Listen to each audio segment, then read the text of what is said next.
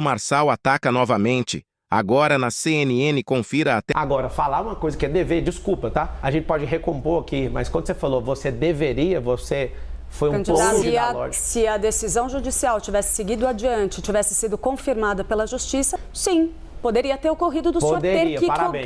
Parabéns. Poderia, não deveria. Você não respeitosa com o senhor. Eu também, eu tô te falando, você trocou a palavra. Eu estou respondendo, você usou a palavra correta agora. Poderia, não deveria. Deveria, ainda assim, a gente tem uma condicional, mas não vamos entrar nisso. Não precisa, porque a gente já saiu. O cara que quer ser prefeito aqui, o apoiador de Hamas, o apoiador de ditadura em Venezuela, o cheirador de cocaína, que inclusive eu tenho a prova e vou provar no último debate, já que você só vai nesse, eu vou provar, ninguém vai me segurar. Já foi preso portando droga, eu vou mostrar, tá no segredo de justiça e aguarde que eu tô resolvendo para te mostrar. Eu vou te mostrar. E não adianta vir com fábulazinha, minha filha tá chorando. Ela vai chorar 2 vezes para descobrir que você realmente é um mentiroso, um drogado e não faz o exame toxicológico porque vai sair no exame. E não adianta você apoiar o crime de peculato, que todo mundo põe um apelido de rachadinha, que é o artigo 312 do Código Penal. Você foi um cara que institucionalizou isso no Congresso Nacional, tendo a chance de condenar esse cara e tirar ele daí. Você fez o quê? Você apoiou ele e você não vai tocar na Prefeitura de São Paulo. Tô mandando um recado para você, Guilherme. Você me chama de Padre Kel, me chama de ladrão, do lado do Lula você me chamou de bandido, agora você suporta que o negócio vai cair para cima de você. Candidato, o senhor não teme ser punido na justiça por esse tipo de declaração? Qual que é a declaração? O senhor está acusando um adversário do senhor de usar drogas em público. Essa prova no debate? Eu vou mostrar mesmo. Mas o senhor está dizendo... O cara que quer ser prefeito aqui, o apoiador de Hamas, o apoiador de ditadura em Venezuela, o cheirador de cocaína, que inclusive eu tenho a prova e vou provar no último debate, já que você só vai nele, eu vou provar, ninguém vai me segurar. Já foi preso portando droga e eu vou mostrar no segredo de justiça e aguarde que eu tô resolvendo para te mostrar. Não adianta vir com fábulazinha, minha filha tá chorando. Ela vai chorar 2 vezes para descobrir que você realmente é um mentiroso, um drogado e não faz o exame toxicológico porque vai sair no exame. E não adianta você apoiar o crime de peculato, que todo mundo põe um apelido de rachadinha, que é o artigo 312 do Código Penal. Você foi um cara que institucionalizou isso no Congresso Nacional, tendo a chance de condenar esse cara e tirar ele daí. Mas o senhor disse que Se eu mostrar agora, daqui 2 semanas abafa. Eu conheço o brasileiro, mas vou mostrar na hora certa. Mas o senhor disse que apresentaria as provas no primeiro debate, não mostrou nada. Estou preocupado só com o Guilherme, porque tem uma onda de proteger o Guilherme. Eu até vi, acho que foi só um erro de tipo do Venceslau, já chamando ele de prefeito na entrevista. Ele achou bom demais. Eu sei que foi só um deslize ali. Candidato, vamos falar de Jair Bolsonaro agora? Vamos falar do que vocês quiserem. A gente parece que Jair Bolsonaro tem tentado se afastar um pouco da sua candidatura, tem tentado deixar cada vez mais claro de que não apoia o senhor à Prefeitura de São Paulo. A gente tem visto cada vez mais vídeos de Jair Bolsonaro, dos filhos dele, com Ricardo Nunes. Qual que é a sua avaliação com relação a essa posição, essa postura de Jair Bolsonaro? Tá aqui, ó. Tá aqui a medalha do capitão, ele tem um respeito por mim, eu tenho por ele. Ele não tá afastando da minha campanha porque ele nunca teve da minha campanha, eu nunca pedi para ele para ser nada. E ele chegou a falar algumas vezes que a prefeitura ia cair no meu colo, que não tinha o que fazer, era só não atrapalhar. Obrigado, capitão, recebi essa medalha sua, não te pedi nada, diferente do Nunes, que ficou louco quando viu você me dando essa medalha. Alô, Bolsonaro, cadê minha medalha? Se dá pra perder a eleição. Aí você foi obrigado a dar uma medalha para aquele cara que você não concorda, mas eu te entendo, eu não tinha chegado. Ele foi colocado inelegível de forma errada, 3 ações de inelegibilidade, 3 condenações. Uma ele reverteu e nós esperamos que ele reverta as outras 2. E o que o senhor achou do Carlos Bolsonaro declarar apoio a Marina Helena? Ele é um retardado, aquele menino atrapalhou a gente de ganhar a eleição para presidente com o Bolsonaro. Agora, ele não deixa o Jair Bolsonaro seguir a Michele Bolsonaro, pra você ter uma ideia. Pra você ver o nível. É um nível de ciúme e doença com o pai absurdo. O senhor acha que aquela resposta que aconteceu pro Eu acho, senhor não, ele assumiu, é dele. Teria respondido nós, abraço pro senhor? Foi Carlos e não Jair Bolsonaro? Não é eu não, é todo mundo. Bolsonaro não mexe na rede. Quem mexe é ele tá orgulhoso de ter feito isso. Quando eu vi que ele respondeu, eu falei, mas é a chance da minha vida de arrumar uma encrenca com o Carlos Bolsonaro. Por ele ter falado que apoia a Marina, inclusive ele falou, se o Marçal for pro segundo turno, declaração dele lá no Twitter, ele falou, eu vou apoiar o Marçal, pra você ver. Ô Carlos, cuida da sua eleição com o Ramagem, que o Ramagem tá tomando um pau aí no Rio de Janeiro. Gosto muito do Ramagem, se você precisar de ajuda, eu posso te ajudar no digital aí. Aqui em São Paulo eu já resolvi, o mundo é eu, Deus e o povo. Você vai cuidar lá do Rio de Janeiro, meu filho. Vai ver se você ganha de novo a eleição para vereador. Em 2022, o senhor foi candidato a deputado federal pelo PROS. O Brasil tem 30 partidos políticos. Não consegui entrar em nenhum, porque todos estavam cobrando 20 milhões de reais para entrar no partido. O único partido que me deu abertura, tinha uma presidência nova, foi o PROS. E até conversei isso com o Bolsonaro. Falei, olha que coisa. Aí, entra nisso aí, vamos embora. Eu entrei nesse partido porque eu não conseguia entrar em nenhum partido. Eu não entrei para ser deputado, eu entrei para disputar a presidência da República. E aí o que aconteceu? O partido na inscrição era centro-esquerda. Eu entrei, a presidência inteira era toda de direita. Nós vamos mudar esse negócio. Eles estavam numa briga judicial. A parte esquerdista, que inclusive está na cadeia hoje, porque desviou dinheiro do fundo eleitoral, assumiu e entregou o partido de mão beijada para o Lula. Aqui em São Paulo ainda tinha uma presidência de direita. Eles me bancaram, me trocaram, tiraram um candidato a deputado federal, que dá para fazer isso na legislação. Faltando 13 dias para a eleição, eu fui colocado como deputado federal, porque eu gastei energia de 10 meses para ser presidente e tiraram essa oportunidade de mim em 2022. Eu viro deputado. O Bolsonaro não gravou um vídeo para mim pedindo voto, zero. Eu tive 100% de votos em todas as cidades. Nenhuma outra pessoa teve votos em 645 municípios de São Paulo. Todas as cidades eu tive voto. No estado de São Paulo. E aí, o que aconteceu? O Lewandowski pegou, foi e derrubou todos os atos do presidente, anulando, inclusive, a minha candidatura. Não tem irregularidade nenhuma na minha eleição, mas derrubou os atos do presidente. E aí, a novela, você já sabe, que essa novela tirou a minha eleição legítima. E eu vou vingar todos os 243 mil votos de vocês. O senhor não está correndo um risco semelhante aí, porque tem uma ação correndo a respeito da atual presidência do seu partido, porque a viúva de Levi Fidelix questiona aí o não cumprimento de um acordo que teria sido firmado, pelo qual ela deveria conduzir o diretório e, portanto, isso tornaria supostamente a sua candidatura ilegítima. O senhor acredita que esse risco existe? O risco existe o tempo todo, de qualquer uma que morrer de estar vivo. Todo mundo está vivo, tem risco. Falar que não tem, só se for uma conversa fiada, né? Agora, sobre a Fidelix, ela simplesmente, a viúva, ela não quer tirar o Leonardo. Ela quer o que ela pediu para ele, eu acho que eles estão se acertando nisso. Isso não é uma preocupação nenhuma para a candidatura. Inclusive, eu conversei com ela, entendi o lado dela. Estou ajudando, inclusive, a terminar de resolver isso. E ela se comprometeu a manter a sua candidatura? Mas ela independentemente do resultado ela desse não processo? está no diretório, não depende dela, pra você entender. A ação que ela está movendo é para cumprir outra coisa. Não, tô falando caso essa ação dê resultado, a ação não é tirar o presidente, é isso que eu estou te falando. Isso é uma falácia. Né? A ação dela não é para tirar o presidente, é para ela conseguir o cargo que ela quer. Não tem nada a ver com trocar a presidência. Tá tudo certo. Bolsonaro não controla mais o bolsonarismo, porque muita gente que se diz bolsonarista diz que vai votar no senhor e não em Ricardo Nunes, que é o nome que Jair Bolsonaro defende.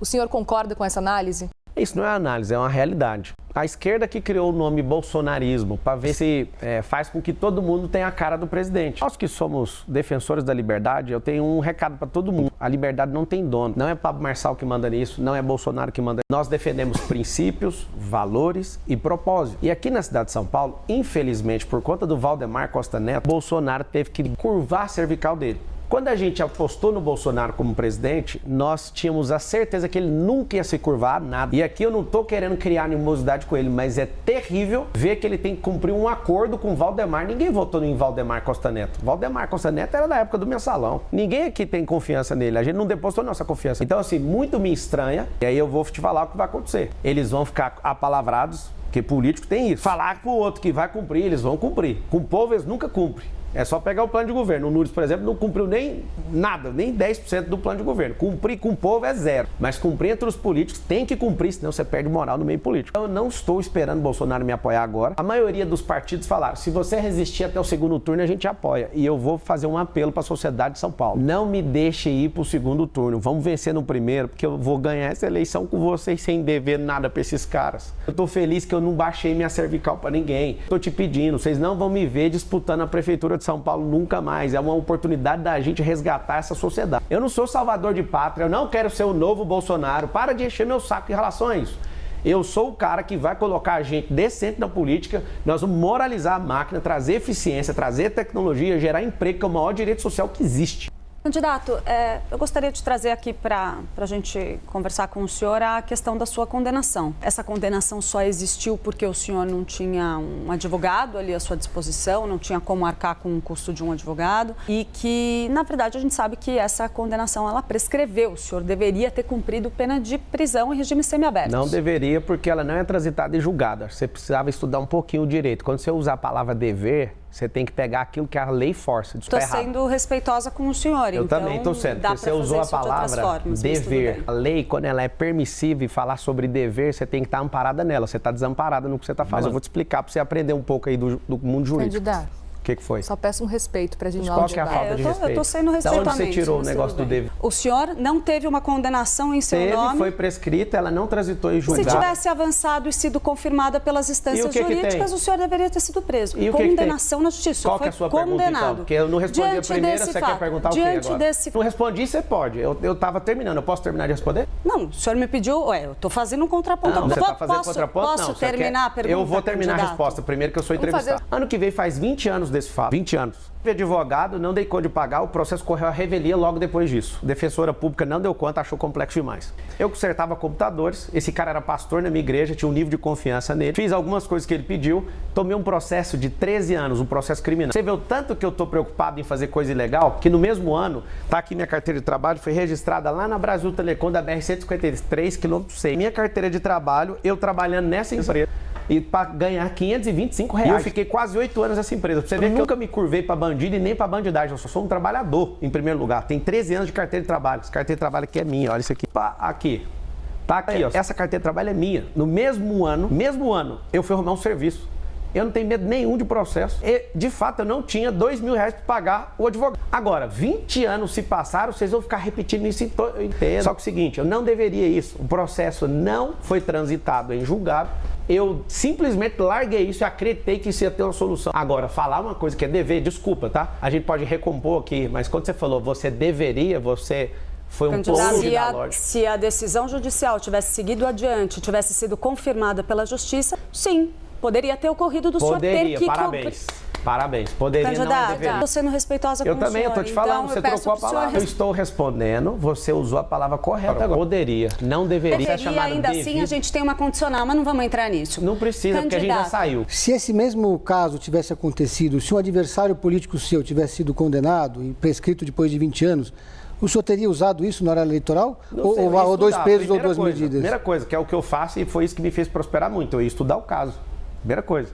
Aqui tem candidato que bate mulher, ninguém fala nada aqui na entrevista. Aqui tem candidato que dá tiro na porta de boate, ninguém levanta nada disso. Aqui tem candidato que já foi 3 vezes preso. Falou um pouquinho e saiu do assunto. Tá tudo bem para mim. O que a gente precisa é tratar com isonomia todas as pessoas. E eu vou te pedir perdão aqui, porque eu vi que você não gostou. Só que você usou a expressão errada. Não é deveria.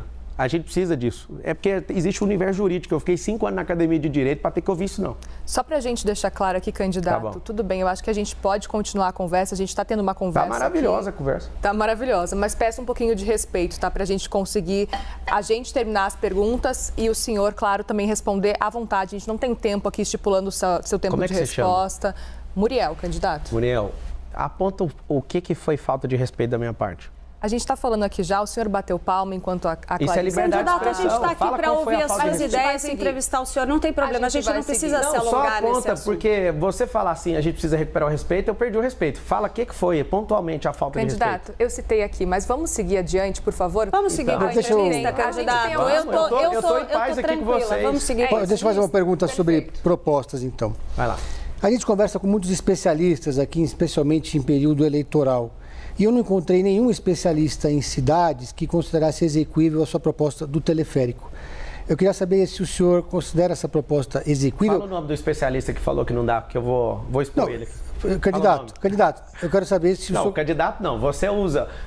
Conversamos com o especialista. Pedro, você é um cara forte, você dá conta de trazer o nome do especialista. Fala um que fala que não dá, que eu mesmo vou fazer pergunta. O senhor considera exequível? Você acha que vai resolver o problema da cidade, no teleférico? 5 vezes mais barato que fazer buraco de metrô no chão.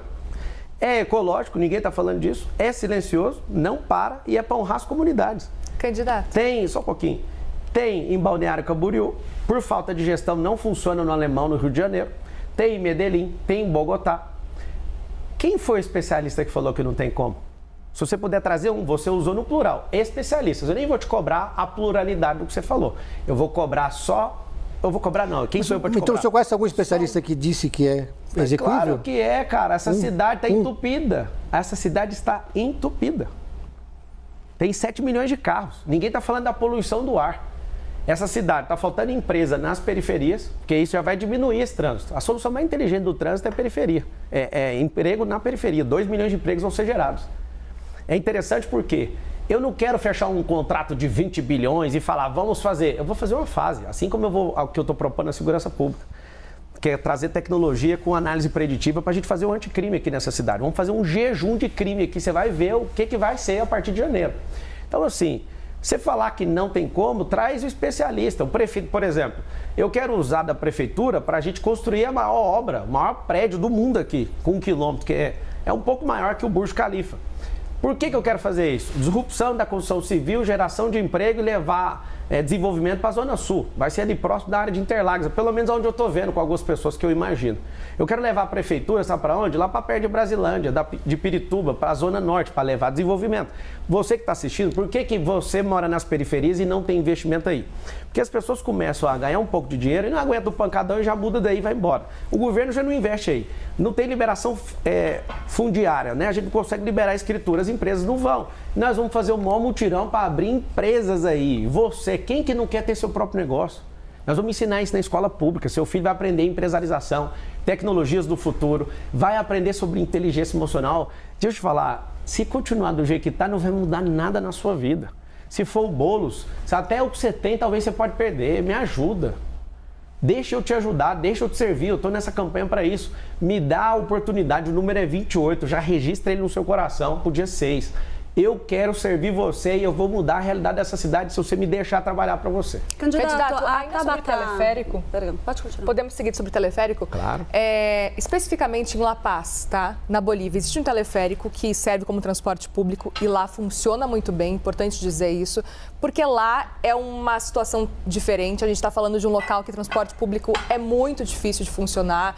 A gente está falando de uma altitude de 3.600 metros. 35 quilômetros. Pois é, mas funciona muito bem, é importante dizer. Mas a gente está falando de um lugar com 2 milhões de habitantes. A gente tem em São Paulo 12 milhões. Você ouviu que a solução do teleférico é para a periferia e não para toda a cidade? Estou ciente, É sim. só para a periferia, é para investir nesse povo, para Não, fazer eu sei. centros gastronômicos de empreendedorismo, hotelaria e fazer centros olímpicos. Eu quero trazer o turismo para dentro desses lugares para desenvolver. Sim. Porque não tem investimento privado, não tem emprego lá, não tem nenhum investimento público lá. Isso é para trazer a realidade deles, não é a solução de trânsito da cidade. Se você quiser discutir a situação de trânsito, eu posso te dar as outras. Claro. Quer que eu já falo? Deixa eu só terminar minha Tá pergunta, porque a gente estava falando especificamente de La Paz, Bolívia, etc. O senhor fazendo esse comparativo. Por exemplo, em Balneário Camboriú, também a gente está falando de uma população, 140 e poucos mil, né? A população muito Mas abaixo. não é, que Eu lá entendo. é privado. Eu lá entendo. é num lugar privado. Eu entendo. Eu estive lá com o dono do teleférico. Ao mesmo tempo, a gente precisa falar também que o relevo da cidade, por exemplo, La Paz e São Paulo, é muito diferente. A gente sabe que certamente essa situação, esse cenário de teleférico numa cidade menor, talvez funcionasse muito bem aqui no Brasil. Agora, é curioso e eu gostaria de entender um pouco mais, até com relação a números, com relação ao que o senhor pesquisou, para poder trazer no seu plano de governo, para defender tanto assim esse ponto. Gostaria de entender um pouco mais essa ideia do teleférico. Na verdade, não é eu que estou defendendo, vocês estão perguntando. Mas assim, é a sua proposta, por isso que eu gostaria de entender. É assim, você entendeu a questão do teleférico. Não tem investimento, eu já acabei de falar, vou repetir. Não tem investimento nas favelas. Quando você ouvir daqui para frente, favela significa ausência de Estado e pessoas que começam a prosperar também deixam a favela e não tem investimento privado porque não tem liberação fundiária. O que eu quero fazer? Eu quero levar isso para vocês, e interessante que vocês fiquem incomodados, é porque nenhum político está propondo nada diferente. Eu falo uma coisa diferente, pedrada. É Candidato, assim. desculpe, a gente não está te dando pedrada, a gente Eu estou quer falando entender. com o povo ali, eu tô mirando lá, desculpa. O que eu estou falando é que qualquer solução, por exemplo, o prefeito, como é que alguém vai levar meia hora para subir num prédio de 1 quilômetro? Nunca viajou, cara, você está de brincadeira. Leva 5 minutos para resolver isso aí. E a pessoa que tem essa mentalidade, por exemplo, o monotrilho, se for o monotrilho, aí você fala, mas para quê? É o seguinte, a cidade de São Paulo, ela não foi planejada para ter 12 milhões de pessoas. O que a gente vai fazer? O que é mais rentável para a cidade e menos drástico para a população? Nós vamos desapropriar 10% da cidade para alargar a avenida? Para fazer como em Orlando, o subúrbio e desconectar? Não tem como, a cidade já está toda cercada. Então, aqui eu não tenho área, eu sou loteador, eu sou construtor também. Eu não sou um ignorante que estou achando que isso funciona. Eu tenho 19 segmentos diferentes de atuação. Eu atuo na aviação civil, em fazenda, em loteamento e construção. Eu construo um prédio também. Eu estou na rede de escola, eu tenho 2 redes de escola. O que vocês chamam de secretariado, de Ministério do Governo Federal, eu tenho esses negócios dentro do mundo privado. Eu já sei como é que faz, eu não estou achando que funciona. Então, numa cidade que não tem área de expansão, já está cercada. Numa cidade que tem muita área abandonada, mais de 1000 favelas aqui dentro. Eu não consigo pegar e sair desapropriando tudo para refazer a cidade. Isso é para beneficiar esse povo, inclusive você que está na periferia, você não vai pagar o transporte de teleférico. Isso vai ser da iniciativa privada, vai ser parceria público-privada. E eu quero saber por que esse povo pega tanto no pé para tirar esse benefício de vocês. Porque a esquerda gosta de sequestrar vocês emocionalmente. Sempre uma promessa, nunca vai fazer. Eu vou provar para vocês, nós vamos fazer uma primeira fase, custa 50 milhões de reais o quilômetro. Só para você ter uma ideia de dimensão de custo, uma rua, que não dá para pôr rua em lugar nenhum do jeito que está a cidade hoje, tem que fazer uma desapropriação em massa. Ela custa muito mais barato, só que a desapropriação custa 20 vezes mais, porque as áreas de São Paulo são muito nobres. Agora, colocar isso, que não vai fazer um barulho, é ecológico, não para. Nas 10 entradas de rodovia, nós temos 10 rodovias aqui na cidade de São Paulo. Vai ter teleférico e ônibus também, para ligar o quê? Fazer um bolsão de estacionamento para ligar esses bolsões aonde? No sistema de transporte, na rede integrada. E aqui que eu te falo, quais ideias novas que os outros candidatos estão trazendo? Eu amo essa ideia e eu vou te falar, todas as ideias, assim como na rede privada, nós testamos e as pessoas aprovam. Depois a gente dá sequência. Nós vamos fazer com uma favela primeiro. Aí você vai falar, esse negócio é maravilhoso, mudou, agora começou a vir investimento. A gente tem transporte gratuito para a gente se mover. Os turistas começaram a vir. Por quê? Porque a gente deu infraestrutura. Então aprenda. A China, em 1990, tinha um PIB menor que o do Brasil. O que fez a China, que tinha um PIB, salvo engano, 360 e poucos bilhões de dólares. O Brasil tinha 420 bilhões ou 420 e poucos bilhões de dólares. Em 1990, a China tinha um PIB maior que o Brasil. A China não, o Brasil tinha maior que a China. Hoje, a China tem um PIB de 21 trilhões de dólares, o Brasil tem um PIB de 2,7 trilhões. Esses caras crescerem e deixaram a gente para trás, investir em matriz energética, investir em infraestrutura, investir em educação. A China, em 3 anos, construiu mais do que os Estados Unidos em 100 anos, para você ter uma noção, com a revolução de infraestrutura. Não estou vendo ninguém falar disso. A gente precisa dar mobilidade para essa cidade, precisa gerar emprego para essa cidade, isso vai diminuir a criminalidade, isso vai aumentar o desfrute, isso vai dar oportunidade para muita gente e vai parar com esse caos, com esse trânsito parado, com esse ar poluído. Ninguém está falando disso. Candidato, a sua adversária, Tabata Amaral, vem destacando muito algumas declarações do senhor contra ela, que são bastante polêmicas. A começar pela ideia, segundo ela, visão dela, compreensível, de que por ser mulher, não ser casada, isso seria um problema para ela disputar a Prefeitura de São Paulo, ou se colocar dessa forma. E a outra a respeito da morte do pai dela, em que o senhor, de fato, insinuou ali que o fato de ela estar fora do Brasil estudando em Harvard, o que ela diz que não foi no mesmo período, ou seja, uma informação falsa, que isso seria um dos motivos pelos quais o pai dela se matou. O senhor acha correta essa afirmação? Não sei, não. Não, sua declaração era bem clara, candidato. A pessoa às vezes não consegue resolver os problemas dentro de casa, vai resolver de 80 mil pessoas que estão na rua. Por quê? O senhor ainda insiste que a morte do pai dela é culpa dela? Eu sei que está falando isso. Eu, assim, a partir de agora que eu estou liderando a disputa eleitoral do lado do cheirador, eu só vou falar de quem estiver na minha frente. Tá bom? Já está resolvida essa questão, tá tudo certo, você está liberada para ser candidata e está dando um show aí. E quem é esquerdista, pelo amor de Deus, coloca a mão na consciência, vota na Tabata. Não vota naquela figura do Boulos, vota na Tabata, ela é uma menina que precisa de uma chance. Estou aqui, o único candidato da história pedindo para você votar nela, vota. Em 2022, o senhor não se incomodou de ser candidato ao lado de esquerdistas no PROS? Nenhum, não fiquei do lado de ninguém, eu era presidente da República, a candidata a presidente da República, isso não me incomodou nem um pouco, eu não vi ninguém. Não apoiei nenhum esquerdista, zero. E nem vou apoiar. Eu não sou a favor de aborto, eu não sou a favor de liberação de drogas igual o Boulos, eu não sou a favor de ideologia de gênero, eu acredito na ideologia de Gênesis. Homem e mulher. Ah, mas eu tenho ideologia. Isso é coisa da sua cabeça e eu vou te respeitar. Tá tudo certo. Só que eu não vou apoiar. Respeito é diferente de apoio. Candidato, vamos falar sobre Cracolândia? Vamos.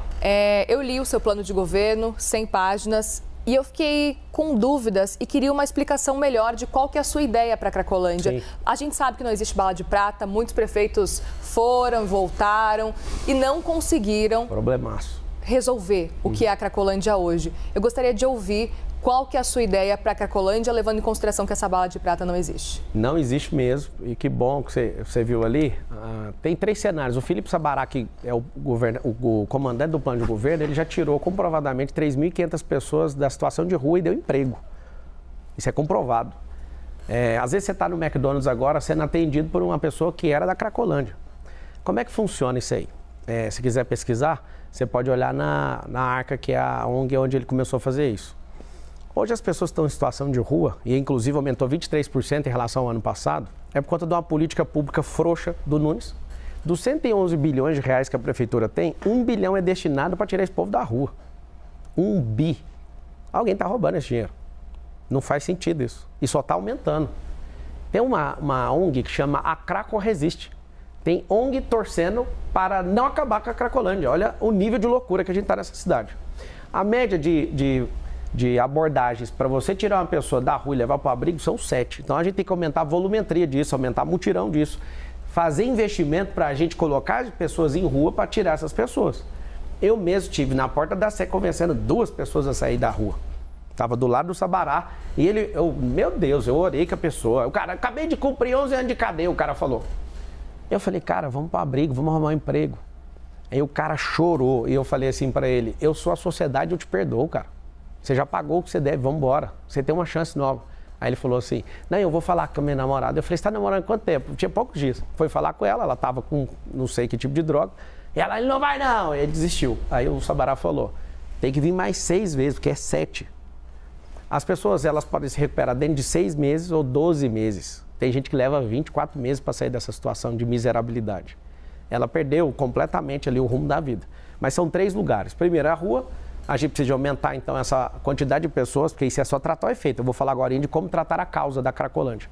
Segundo, leva para o abrigo. O abrigo é um lugar que, inclusive, ele não conseguiu, o atual prefeito, ele teve que devolver um fundo de 5,4 milhões de reais, porque ele não conseguiu que as pessoas fossem para os hotéis, né, que tem as vagas para isso, que a política pública está frouxa. A época de eleição, tudo está bonito, mas ele não está fazendo o que deveria para tirar essas pessoas. Em terceiro, encaminhar para o emprego. Como é que eles fazem na Arca? Chega um cardápio, você poderia ser atendente, você poderia ser pintor, que você poderia. A pessoa já tem uma vocação antes de ter ido para a rua. Alguém já trabalhou de pedreiro, alguma coisa. Agora, a gente precisa tratar a causa da Cracolândia. A causa é a receita que está gerando esse tanto de gente na rua. Você vai no interior de São Paulo, são 645 municípios, você exclui a capital, 644. Não tem mendigo no interior de São Paulo. Nós vamos, através do Ministério Público, representar todo mundo que está mandando mendigo, nós vamos rastrear isso. Tem gente colocando mendigo dentro de van e soltando aqui. Isso não é novidade. O próprio prefeito sabe disso e fala disso. Então a gente vai responsabilizar pessoas que estão, prefeitos inclusive, que estão mandando para cá, porque aqui virou a capital mundial da mendicância. Segundo, se a gente não investir em educação, o que eu proponho é que os seus filhos não sejam só ocupados pela escola pública gastando 25 bilhões de reais. O que eu proponho é transformar a escola de São Paulo, do município de São Paulo, numa escola olímpica. Nós vamos colocar centros olímpicos em todas as favelas. Isso é um investimento de 1,5 bilhão de reais. A gente tem dinheiro para isso, pode ficar tranquilo, tá? E até vou pedir parcerias público-privado para as empresas construírem. Várias já fizeram campos de futebol, nós vamos fazer centros olímpicos, porque não é só o futebol que as pessoas precisam. Se eu te der uma identidade esportiva para as crianças, elas não vão entrar para a Cracolândia, sabe por quê? Porque segundo o Felipe Sabará, que foi secretário disso e conhece disso e vive, ele é um filho de bilionário que ama ajudar os outros. Inclusive, no futuro vai ser prefeito dessa cidade, com certeza, é um cara completamente da minha confiança, veio do governo do Tarcísio para me ajudar. O que a gente entendeu? Lá na Cracolândia você não acha um cara que é esportista. Uma pessoa que é esportista não vai parar na Cracolândia, porque ele aumenta a resistência, ele come bem, ele faz tudo o que precisa ser feito e a gente vai investir no seu filho, porque ele vai ter essa identidade esportiva. Nós precisamos tratar esse efeito agora. Igual, parabéns para a Polícia Civil e Federal, na ação conjunta desmantelou ali, viu que tinha milícia ali dentro. Infelizmente, né, guardas municipais estavam ali, já que não resolve, acabaram enveredando ali para o mundo do crime. A gente precisa de ter ações conjuntas para isso, gerar emprego e levar essas pessoas, sabe para onde? Para a horta, para lugares, para reformar prédio público e afastar elas da rua, porque se estão concentrados, aquele ambiente não vai gerar transformação. Ou seja, é um trabalho de mais de 4 anos. Isso é um trabalho que pode, talvez, conseguir zerar antes de 2030, mas a causa é, se fizer o que eu estou falando, gerando emprego e dando uma identidade esportiva para as crianças, em 2040 não tem ninguém na rua, em 2050 não tem ninguém na rua. Então, aproveitar essa deixa... Rapidinho. O senhor quer ser candidato a presidente em 2026? Não, eu vou ser prefeito. Eu não vou negar nunca que eu serei presidente do Brasil. Eu não sou... Questão de tempo? Na hora que meu cabelo estiver branco, tiver apanhado bastante, tiver vindo aqui umas 10 vezes, eu acho que precisa de ter esse track aí, né? Esse track record, eu preciso de ganhar experiência, mostrar a política, mostrar o que é o governalismo, que é uma coisa que tem no meu coração. Eu, apesar de ser alguém muito abastado, eu não sou capitalista, eu odeio socialismo, porque isso não funciona, é mentira. Eu vim de escola pública, me ensinaram que empresário é só explorador, e isso é mentira. Tem muito empresário que está multiplicando talento igual eu, fazendo pessoas prosperarem, só um pouquinho. Eu não acredito nesse tipo de solução. Você vai ver que comunismo nunca funcionou em lugar nenhum. Eu estou vendo que você está pesquisando o que é governalismo.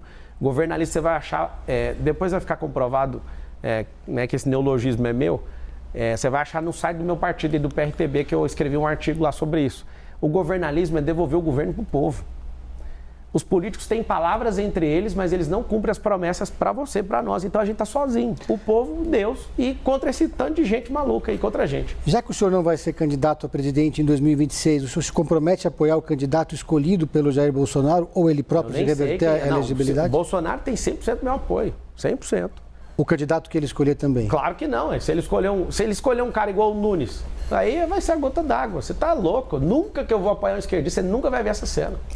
Quem que é seu principal adversário nessa campanha eleitoral? A miséria, a pobreza. É isso que toca o meu coração. As pessoas estão aí, com todo respeito aos que prestam, porque tem uns que são imprestáveis. Eu não consigo ver a chance de perder essa eleição. Vocês vão ter que tomar, vocês vão ter que me matar. Não tem como eu perder para esses caras. Eu tô aqui sozinho, sem munição, cara. Tô precisando de ajuda. A única coisa que eu tinha de vantagem sobre esses caras, eles me tomaram, que é as minhas redes sociais. Olha a minha cara, você tá preocupado? Eu não tô, eu só preciso da sua ajuda. Não seja um cidadão. Nós somos sócios da mesma cidade. É um contrato social. Eu sou sócio seu nessa cidade. Não deixa para discutir a eleição faltando 24 horas, não. Não dá para convencer as pessoas. Começa a fazer tudo que você pode agora. É um saco esse trem de eleição. Por quê? Porque todo ano par essa encheção de saco. Eu te entendo, eu também sempre quis correr disso. Mas não vai dar para correr. Nós vamos ter que resgatar esse país. O propósito do brasileiro é ter uma nação de primeiro mundo até 2050. E nós vamos provar que São Paulo vai sair na frente. São Paulo funcionando, na mão desses caras não vai funcionar nunca. Na mão de alguém que tem resistência, na mão de alguém que tem inteligência emocional, isso aqui vai funcionar. Por favor, me dá esse emprego, eu tô pedindo. Se vocês quiserem saber da minha vida, revira. Se quiser ver meus rins, se quiser ver meu intestino, se quiser ver tudo, eu conto tudo pra vocês. Me dá a chance, o número é 28, eu tô pedindo, deixa eu trabalhar pra vocês. Tá acabando já quase a nossa conversa, mas pra gente encerrar, queria entender qual dos candidatos o senhor gostaria de estar em um segundo turno? Eu sei que o senhor está pedindo para vencer em primeiro turno, mas se pudesse escolher, com quem o senhor gostaria de estar no segundo turno? Quando eu for candidato a outra coisa e tiver chance de segundo turno, eu te respondo essa pergunta. Não há a mínima chance de ter segundo turno, porque esse povo está aí, sem chance. Fique em paz, não vai ter segundo turno. As pessoas estão falando isso na rua o tempo inteiro. Não é eu, não. Isso é metafísica. Se eu acreditar nisso, esse é um mundo paralelo. O que eu tenho a ver com isso? Não vai ter. O povo de São Paulo é trabalhador, não gosta de enrolação e vai ser um negócio atropelo. Dia 6 de outubro, às 20 horas e 30 minutos, o William Bonner vai falar assim: Marçal é o novo prefeito de São Paulo, com 55% dos votos. Sabe o que vai acontecer? Vocês vão assustar com a máquina. Vocês estão investindo numa máquina de construir casa. Eu estou fazendo isso lá na África. Entra no... Derrubaram meu YouTube, não tem como pedir para vocês olharem lá. Tiraram as minhas ferramentas. Nós vamos tocar o terror em São Paulo, se esse político vai ter... Bolo, você quer ser prefeito? Muda de cidade aqui, o xerife Marçal vai deixar nunca isso acontecer. Rapidamente, para a gente encerrar, o senhor disse antes que conversava com o Ricardo Nunes, isso antes da campanha começar. O senhor conversa ainda ou não? Assim, depois que ele resolveu me atacar, parece que parou a conversa. Eu mandei um áudio para ele e falei: olha, você vai falar mal de mim, cara? Você tá de brincadeira. Eu ia poupar esse banana, mas agora não vou poupar. Vai ser artilharia pesada para cima dele. Muito bem, candidato. Assim a gente encerra, então, essa conversa. Obrigada, viu, pela participação aqui na CNN. Obrigado. O número é 28. Estamos sozinhos. Deus e o povo. Agora você vai ver. Estou no seriado Todo Mundo Odeia o Cris. Obrigado vocês. Desculpa a animosidade aqui. Peço desculpas de coração, não queria provocar essa animosidade, só que a palavra mal encaixada ao seu tempo, ela precisa ser corrigida.